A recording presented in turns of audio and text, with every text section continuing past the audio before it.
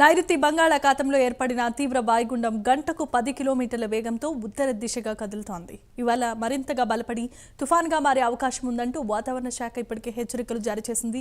మరో 2 రోజుల్లో తీరాన్ని తాకే అవకాశం ఉందని కూడా వెల్లడించింది. ప్రస్తుతం తమిళనాడు తీరం వైపు వాయుగుండంగా కదులుతోంది. దీని ప్రభావంతో రాయలసీమ, దక్షిణ కోస్తా, ఉత్తరాంధ్ర జిల్లాలలో మోస్తారు నుంచి భారీ వర్షాలు కురిసే అవకాశాలు ఉన్నాయి. మత్స్యకారులు చేపల వేటకు వెళ్లొద్దంటూ అధికారులు ఇప్పటికే హెచ్చరించారు.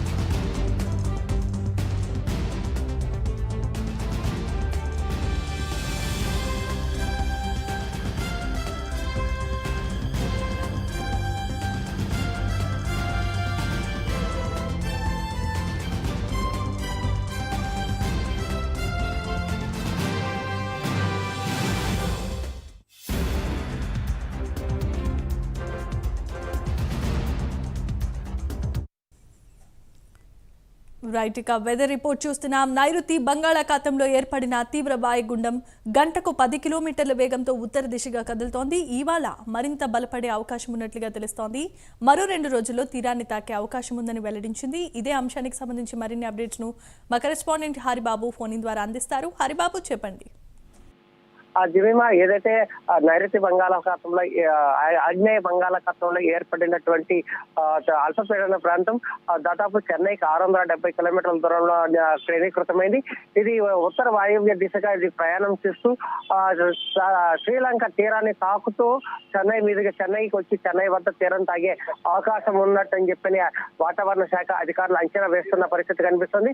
ఇది గంటకు 10 కిలోమీటర్ల వేగంతో ప్రయాణిస్తూ తీరం వైపు వస్తోంది. దీంతో పాటు ప్రస్తుతం అన్నమయ్య, నెల్లూరు జిల్లాలతో తిరుపతి, నెల్లూరు జిల్లాలలో మోస్తరు నుంచి భారీ వర్షాలు కురుస్తాయని వాతావరణ శాఖ ఇప్పటికే హెచ్చరికలు జారీ చేసింది.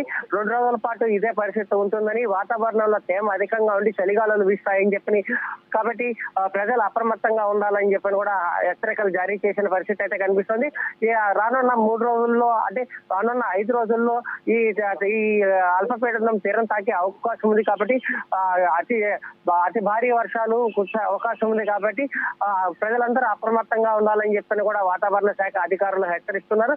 సముద్రంలోకి వేటకు పోవద్దంటూ అన్ని పోర్టులో ఒకటో నెంబర్ హెచ్చరిక జారీ చేశారు. దాంతో పాటు ఏదైతే అన్నమయ్య, నెల్లూరు, ప్రకాశం, చిత్తూరు, తిరుపతి జిల్లాలకు కూడా అధికారులకు అలర్ట్ కూడా ఇచ్చారు. ఇది పుదుచ్చేరి నుంచి చెన్నై మధ్యలో ఎక్కడైనా సరే తీరం తాకే అవకాశం ఉంది. కాబట్టి పూర్తి స్థాయిలో అధికారులు అప్రమత్తతగా ఉండాలని చెప్పని, దాని దగ్గర చర్యలు చేపట్టాలని చెప్పని కూడా ఇప్పటికే అధికారులు హెచ్చరికలు జారీ చేశారు. రాష్ట్ర ప్రభుత్వం కూడా జిల్లాల స్థాయికి సంబంధించినటువంటి అధికారులతో ఎప్పటికప్పుడు కొంత సమాచారాన్ని తెప్పించుకుంటున్న పరిస్థితి కనిపిస్తుంది. చెన్నై దగ్గరికైనా తీరం తాకితే తిరుపతి, అలాగే నెల్లూరు, అన్నమయ్య, చిత్తూరు జిల్లాల మీద దీని ప్రభావం అధికంగా ఉండే పరిస్థితి ఉంటుంది. కాబట్టి అలాగే ఈ ప్రాంతాలలో, ఈ జిల్లాల్లోని ప్రజలందరినీ, లోతట్టు ప్రాంత ప్రజలందరినీ అప్రమత్తం చేసే కార్యక్రమంలో ప్రస్తుతానికి అధికారులు నిమగ్నమయ్యారు. Jemimah. Right, thanks for the updates Haribabu.